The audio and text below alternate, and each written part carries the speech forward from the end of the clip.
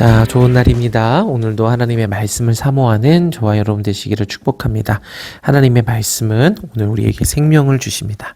자, 이제 말씀 묵상 오늘은 이제 금요일이고요. 시편 104편 계속 이어서 10절에서 23절까지 함께 보도록 하겠습니다. 자, 말씀 묵상할 때 가장 먼저 해야 되는 게 뭐죠? 첫 번째로 기도예요. 성령님의 도우심을 구하는 기도를 해야 됩니다. 자, 잠깐 기도하겠습니다. 좋으신 하나님, 오늘도 함께 같이 말씀 보게 하셔서 감사합니다. 하나님의 말씀을 더 사랑하게 하시고 오늘 예수님을 더 사랑할 수 있는 하루 되게 도와주시고 성령 하나님 오셔서 하나님의 말씀에 담겨있는 예수님의 의도와 뜻, 그 예수님의 마음이 나의 마음에도 깨달아질 수 있게 도와주시옵소서. 오늘 예수님 손 꼭 붙잡고 주님의 말씀만 따르는 자 되게 도와주시옵소서. 예수님의 이름으로 기도드렸습니다. 아멘. 자, 그리고 주여. 자, 뒤로 가버렸네요. 그리고 두 번째로 해야 되는 게 뭐예요? 두 번째로 해야 되는 게 말씀의 배경을 한번 또 살펴보도록 합시다. 자, 어제 말씀에서 이 창조 사역에 대한 이야기가 이 104편이다. 그래서 창조하는 사건을 그냥 아름답게 묘사한 게 아니라 이 창조의 사건에 담긴 어떤 의미들을 파악할 수 있도록 이제 하신 것, 이게 104편의 이야기들이죠. 자, 그래서 여기 보니까 해, 달, 별, 넷째 날의 창조물 이렇게도 나오고요. 이런 설명들보다는 먼저 좀 사실만 조금 이제 파악을 했으면 좋겠고요. 그리고 나머지는 먼저 묵상을 한 후에 참고하시기 바랍니다. 자, 그러면 내용을 조금 한번 나눠보도록 하겠습니다. 내용 파악을 해보도록 할게요. 자, 저는 오늘은 이제 10절에서 12절까지 했고요. 제목을 뭘로 했냐면 골짜기의 샘 이렇게 했습니다. 골짜기의 샘 이렇게 제목을 만들었고요. 그 다음에 13절에서 15절까지 13절에서 15절까지 했고요. 여기를 제목 여기다 쓸게요. 제목을 뭘로 했냐면 양식을 주시는 하나님.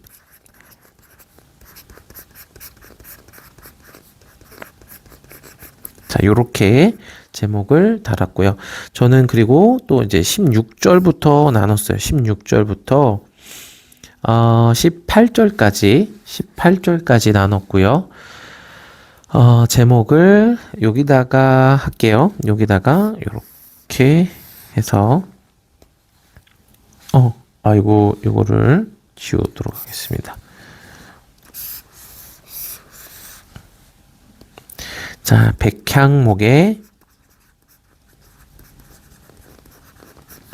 머무르는 새들. 요런 의미들 있고요. 그 다음에 19절부터 마지막까지. 자, 요렇게 이 부분의 제목은 뭘로 있냐면 하나님의 때, 하나님의 시간이라고 자, 했습니다. 자, 그렇게 해서 지금 이제 총 하나, 둘, 셋, 네 개의 문단으로 오늘 본문을 좀 나누어 봤습니다. 자, 골짜기의 샘이 이제 나오는 이야기들이죠. 골짜기에 샘이 나오고요. 그리고 그 샘을 통해서 생명이 살아나게 됩니다. 자, 그리고 그의 누각, 어제 나왔던 내용이죠. 누각에서 산에 물을 부어 주시니 주께서 하시는 일이 결실이 땅을 만족시켜. 이 하나님이 물 위에 지으신 누각. 그리고 자꾸 말씀을 설명하려는 습관이 나와서 설명하지 말고요. 그래서 하나님이 주신 물로 인해서 많은 열매들이 나타나서 이제 사람들이 먹고 마시게 되죠. 그리고 이 물이 흡족하여서 물이 흡족하여서 레바논의 백향목들이 자라고요. 레바논의 백향목들이 자라고 그 사이에서 이 새들이 깃들고 학이 집을 삼죠. 자, 그리고 높은 산들은 산양을 위하고 바위는 너구리의 피난처. 여호와께서 달로 절기를 정하시고 이제 하나님의 시간에 대한 이야기들을 또 하시죠. 자, 지금 보니까 여기서 계속 이 골짜기, 하나님이 주시는 물, 그리고 하나님이 주시는 물, 그리고 물로 인한 양식, 그리고 하나님이 주시는 물로 인해서 백향목이 자라고 그 백향목 사이에 새와 학이 자라고, 그리고 하나님의 시간에 대해서 또 이야기가 되고 내일 말씀까지도 이제 같이 연결이 되겠죠. 자, 이런 흐름들을 이제 말씀에서 가지고 있다. 자, 정리해보면 어제 말씀에서도 이제 하나님이 이 빛을 옷으로 입으시고, 그 다음에 하늘을 이제 휘장으로 치셔서 그 물 위에 누각을 세우시고, 또 영원한 그 하나님의 그 터를 세우시죠. 그리고 그 물을 심판하시고, 오늘은 이제 물을 주시는 거죠. 이런 흐름들을 계속 좀 가지고 오셔야 돼요. 그러니까 창조의 이야기가 그냥 하나님의 세상을 어떻게 구성하셨느냐 이 이야기가 아니라 하나님의 성전, 그리고 하나님이 그 물을 심판하시고 물을 주시고 그 물로 양식을 먹고 물로 백향목이 자라고 그 위에 학과 새가 자라고 산에 이 산양과 너구리가 살고 이제 뭐 이런 표현들. 자, 이런 표현들의 의미들을 좀 찾아가 봐야 되겠습니다. 자, 그 다음에 해야 되는 게 뭡니까? 자, 질문을 한번 해보도록 하겠습니다. 항상 이게 쉽지는 않을 수 있어요. 질문해보기가. 왜냐하면 생각해야 되거든요. 찾아야 돼요. 에너지가 들어가야 돼요. 그러니까 성경을 그렇게 봐야 돼요. 여러분, 성경은 예수 그리스도에 대한 말씀이고 구원에 대한 이야기라는 것을 기억하셔야 돼요. 성경이 그냥 뭐 교양 서적 이런 게 아니에요. 저와 여러분을 구원 얻게 하는 방법이 여기에 쓰여 있는 거예요. 그래서 우리가 성경을 연구하는 거예요. 자, 어떤 것들을 좀 질문할 수 있을까요? 샘을 좀 찾아보셔도 좋겠고요. 물의 근원이죠. 물의 근원. 성경에서 굉장히 근성이 아니죠. 물의 근원이죠. 성경에서 굉장히 중요한 의미를 가지고 있어요. 샘. 그래서 뭐 힌트를 좀 드리자면 그 노아의 홍수 때부터 이야기부터 한번 좀 찾아보시면 좋겠고, 그 다음에 이제 시편의 다른 표현들도 있어요. 이 샘에 대해서. 그리고 족장들이 이 물 근원, 족장들의 물 근원을 얻게 하죠. 그리고 다 각종 들짐승이 마시고 들나귀도 해가라고. 이것도 저도 궁금해요. 왜 들나귀일까? 이 나귀가 뭘 의미할까? 들짐승, 공중의 새, 그리고 나뭇가지에서 지저귀고.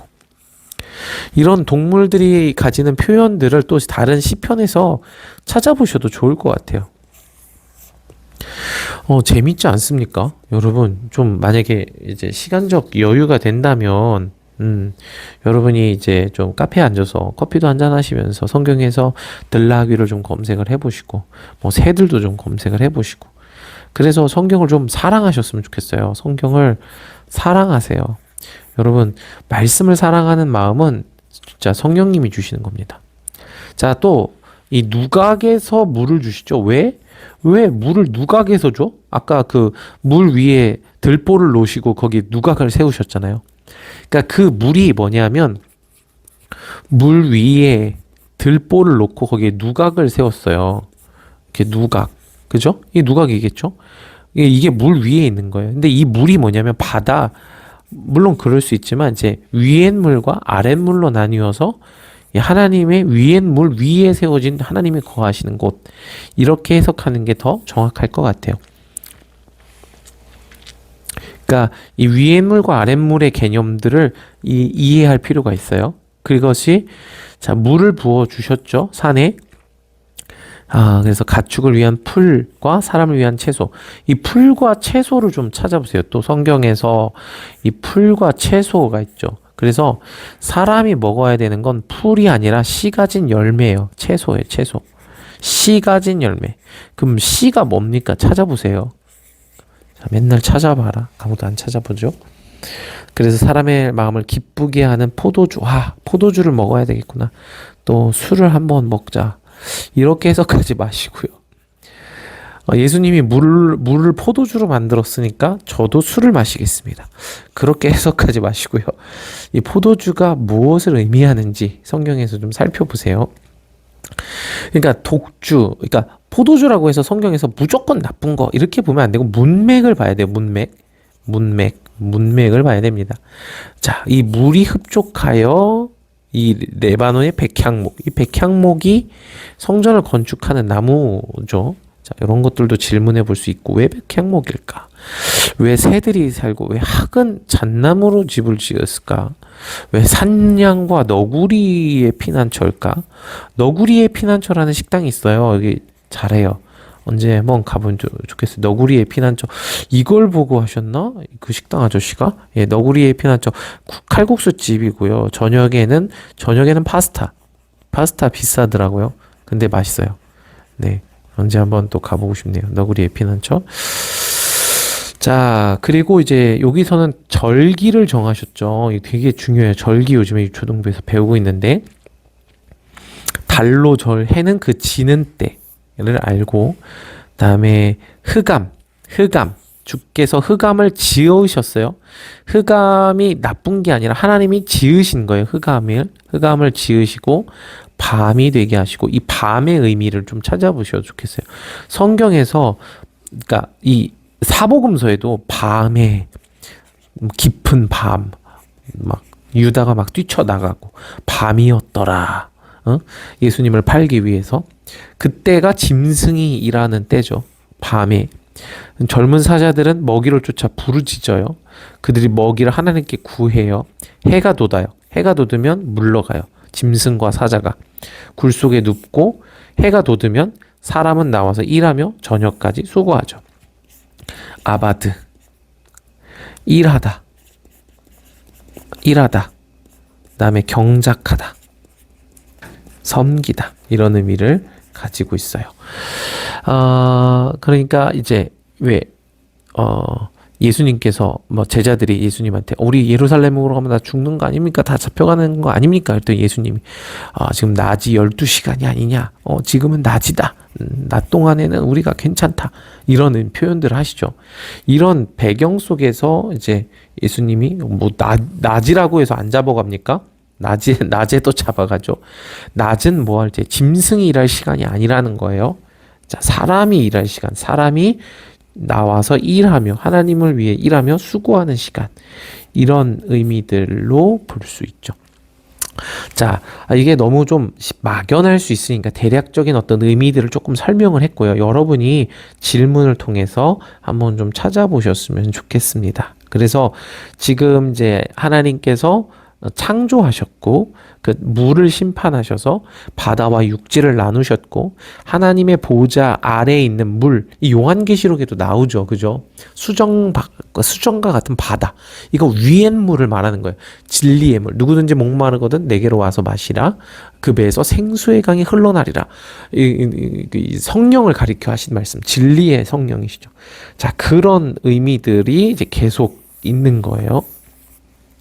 그러니까 이제 그런 성경의 의미들을 이제 이 연결을 시켜서 조금 이제 시편을 봐야 됩니다.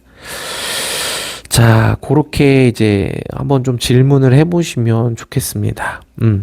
자, 그렇게 질문을 해보시고요. 여러분에게 지금 주시는 하나님의 그 물, 이렇게 좀 이런 질문들이 이제 의미를 찾을 수 있죠. 내가 먹고 있는 물은 뭔가? 내가 먹고 있는 물, 나는 무슨 물을 먹고 있는가? 이런 질문들도 던져보세요. 그래서 내가 먹고 있는 물이 세상의 세자기가 아니죠. 세상의 소리다. 세상의 소리와 가치관, 혹은 나의 육신의 정욕인가? 아니면 이게 교묘하게 섞여 있어요. 교회는 다니지만, 교회 출석하지만 내 생각대로. 그러니까 이런 것들 때문에 진리가 중요한 거예요. 이거 멸망한다고 성경에 써 있잖아요. 그죠? 뭐 이런 부분들, 내가 먹고 있는 물, 과연 거룩하게 완전히 구별된 하늘의 물을 내가 먹고 있는가? 여기에 있는 이런 그리고 이 새들이 뭘까? 학이 뭘까? 이런 걸 통해서도 이제 오늘 말씀의 의미들을 찾을 수 있어요. 이 새들은 결국 이 하나님이 주시는 물, 이 백향목 사이에 거하는 자들이죠. 자, 그래서 이런 의미들을 조금 찾아보시면 좋겠습니다. 그래서 여러분이 정말 이 창조의 과정에 동참하시고 하늘의 물을 먹기를 바랍니다. 하나님의 말씀은 오늘 저와 여러분의 생명입니다. 오늘도 말씀을 사랑하시는 저와 여러분 되시기를 축복합니다.